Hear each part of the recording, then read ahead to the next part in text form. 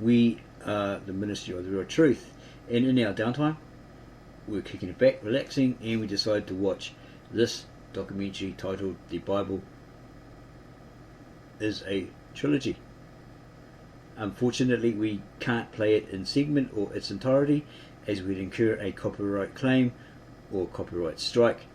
This video was created with this documentary information solely for educational purposes alone. We found this following documentary in the public domain, public access. We asked, okay, what was it trying to tell us or relate to us? The film looks at the Bible through a modern lens by exploring the lost books, Gospels, and searching for evidence God is all around us. And these are our notes, which are coming from this particular documentary video. As we said prior, we can't play it in its entirety or in segments because we might get a copyright claim or strike.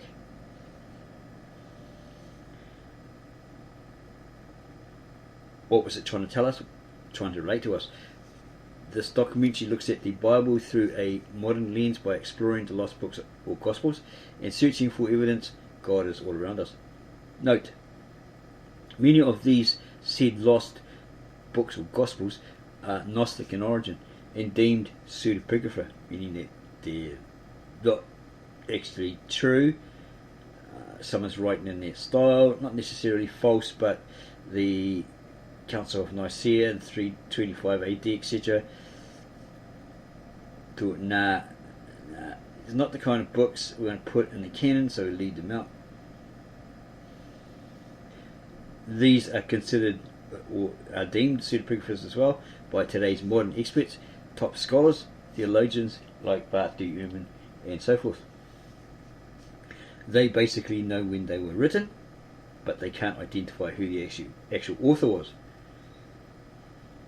So they can give you a date, but they can't tell you who the author was.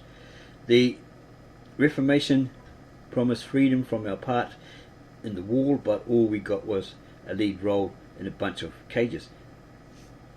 Again, we couldn't play it in its entirety or segments, so we wrote notes down from what is stated within the documentary.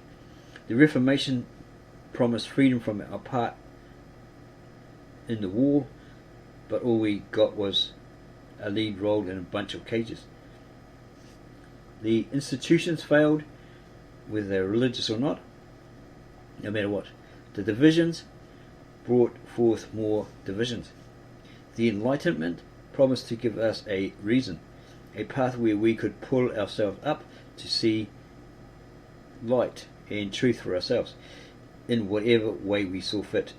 Yet the light dimmed and understanding faded. The wars never stopped, morality never persevered, and though at times we are free from toil, we are again enslaved by the tools that had freed us, the latest technologies, etc. You'd only have to look around to see there's a major problem in the world, or with the world, where suicide is rampant, where men are going insane through stress, worry, and lack, and finding no meaning to life and no answers, etc. We live in a world that is lacking meaning, purpose, and understanding, etc. Those who say they have the light, with the answers, the solutions to all the problems that the world faces, don't seem to have the answers or the solutions to those problems at all. If it's as it's said, the churches have all the answers, the solutions to these problems, then what's happening to us? Why are we still continuing to live in a world void of light and full of darkness and problems, etc.? Part 1. The Kingdom of Heaven spread out. What if it was obvious that we are in a created world and that to some degree we can observe this creation all around us, not just in its beauty or complexity, but also in death, in misery, in the sunrise and the sunset, in the seasons in animals, in people, and even in common household items? What if it was possible to see this and to understand it as a creation made by God? And when we go outside and look at all that surrounds us, it is staring right back at us in plain sight, speaking to this as reality. Yet as long as we look at it, we don't, or even won't, recognise it, because to us it's just matter, atoms or cells. It's a function. What if it's our own eyes that don't allow us to see the world as it truly is, revealing itself to be, because in a way they have been clouded or darkened? Could it be that we could gain new eyes to see this reality clearly, to see this creation, and therefore the Creator plainly in all things? The Gospel of Luke. The disciples asked Jesus when the kingdom would be coming. Jesus replied them by saying, "The kingdom of God is not coming with signs to be observed, nor will they say, 'Look, here it is,' or 'there it is,' for behold, the kingdom of God is within you," or "in your midst," or in another translation, "it is among you." Jesus is therefore stating it is either in them or around them. Yet this is not in observation, not in the physical sense of the word. We could compare that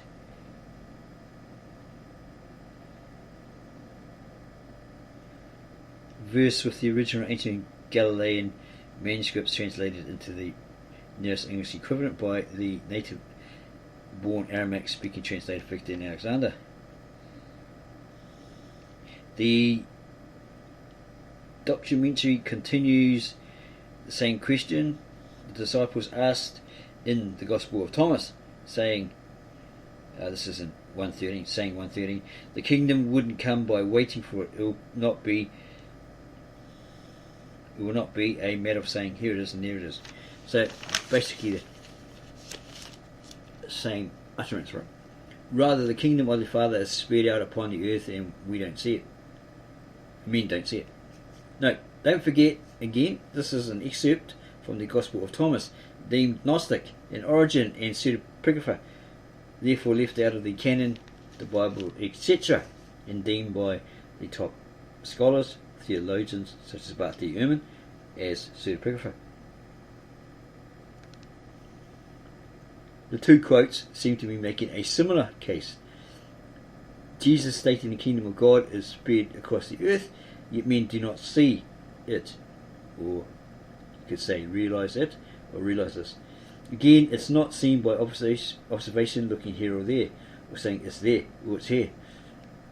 Jesus is supposedly saying the kingdom is on the earth, in creation, in Him, and in us. Well, a child would ask, how do I find this kingdom of God? How do I see it? How do I observe it? A skeptic would ask, rightly, if you say it is there, then prove it. Show me it. Give me the eyes to see it. And a religious leader in reply would say, it's obvious. Just believe and have faith. Or in the complexity of creation, it requires faith.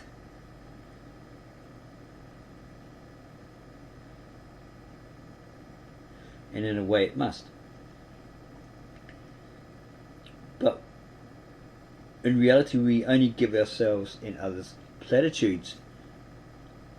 We can only give ourselves and others regurgitated statements about Jesus in the Bible. We are parroting.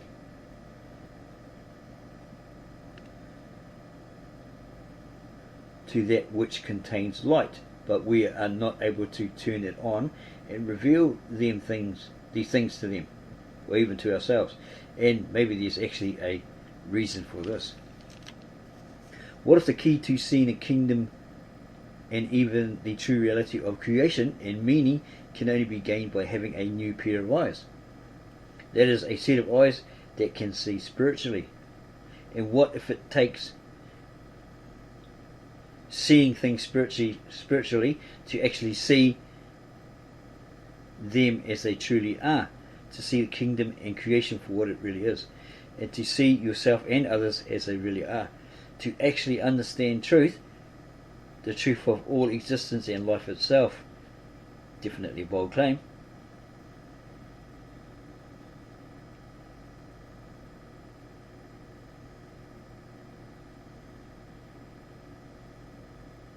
Keys to the spiritual, to unlocking reality, time, the Bible, history,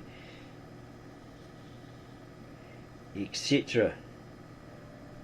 The truth should always be free, or free to all, and demonstrable to all. The truth, etc., is now available to us. And a question may be asked again: how can I see spiritually? Seeing something spiritually could be seen as the truth in any given story, person or place or thing.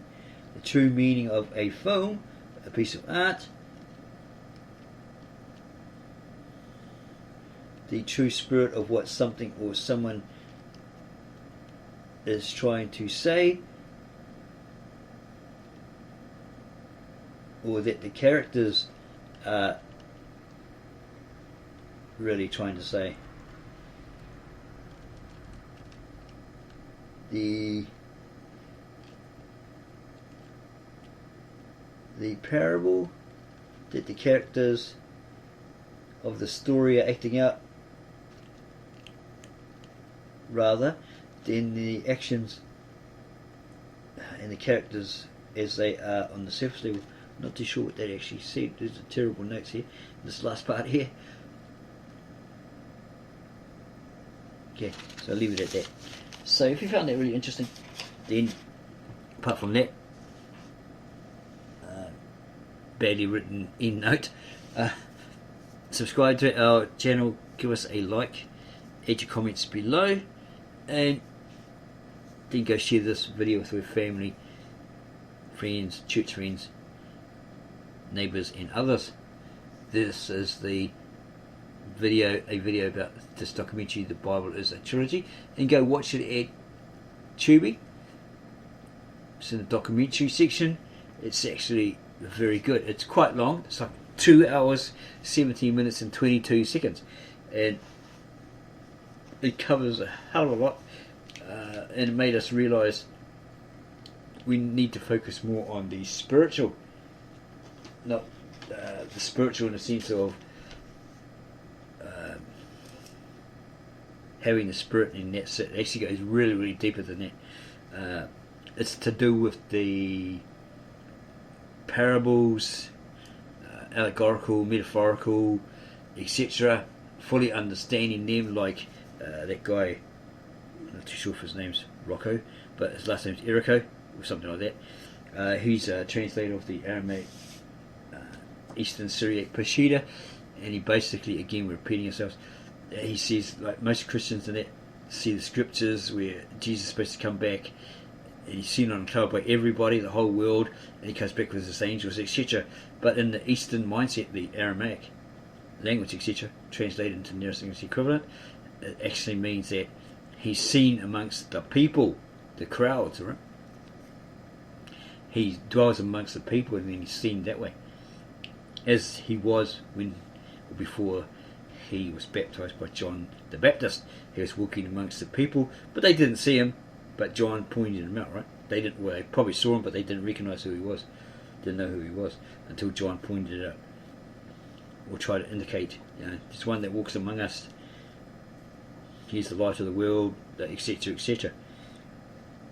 So what we're trying to get across here is that we come to realize it's a hell of a lot more spiritual, parable, metaphorical, allegorical than we realized.